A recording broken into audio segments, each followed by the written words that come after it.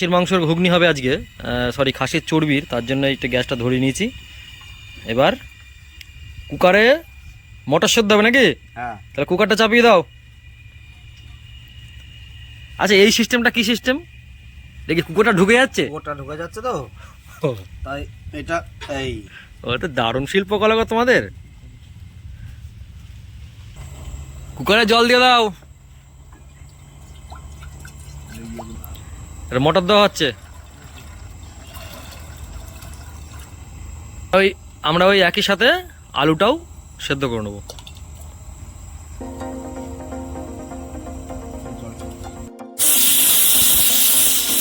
City পড়ে গেছে। নামি না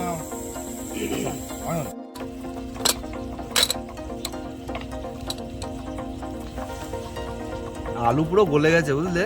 সুন্দর হয়েছে, দারুণ হয়েছে, দারুণ মটর গলে গেছে একদম। এইরকমই দরকার, এইরকমই দরকার, এইরকমই দরকার। রান্না করবো খাসির মাংসের চর্বি দিয়ে ঘুগনি রান্না করবো, তার জন্য সর্ষের তেল দিয়ে দিচ্ছি। কড়া গরম হয়ে গেছে।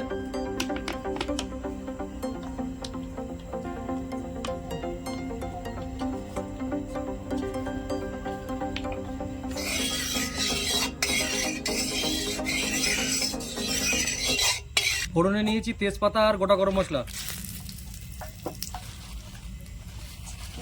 টমেটো, কাঁচা লঙ্কা।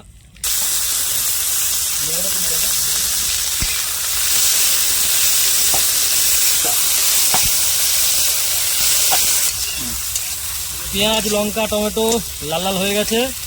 এবার রসুন আর আদা আমরা কেটে রেখেছিলাম, এর মধ্যে দিয়ে দিচ্ছি।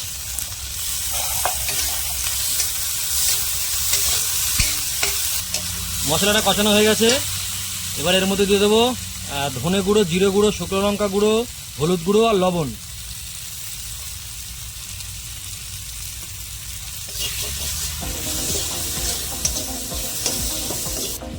হালকা গ্রেভি করার জন্য এবারে জল দিয়ে দেবো।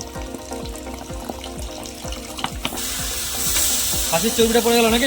চর্বি পড়ে গেল। আয় চল, আয় বেরিয়ে আয়। আলু আর মটর সেদ্ধ করা ছিল।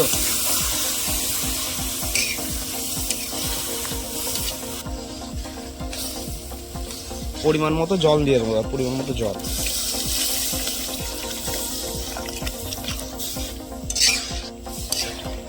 গরম মশলা দিয়ে ঘুগনিটা আমরা নামিয়ে নেব। ঘুগনি রেডি, ঘুগনি একদম রেডি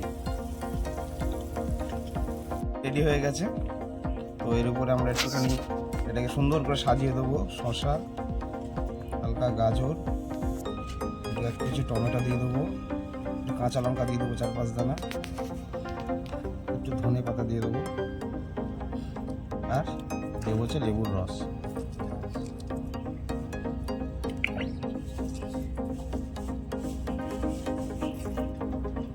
এই হয়ে গেল সুন্দর। আর পেঁয়াজ একটু ছড়িয়ে দেবো, কমপ্লিট। আর এর সঙ্গে আপনারা চানাচুরও দিতে পারেন বা বাদাম আপনারা দিতে পারেন, টি আপনারা দিয়ে দেবেন এর উপরে, ঠিক আছে? অসাধারণ লাগবে।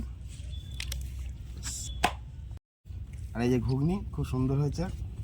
এবার এইভাবে নিয়ে খেতে হবে।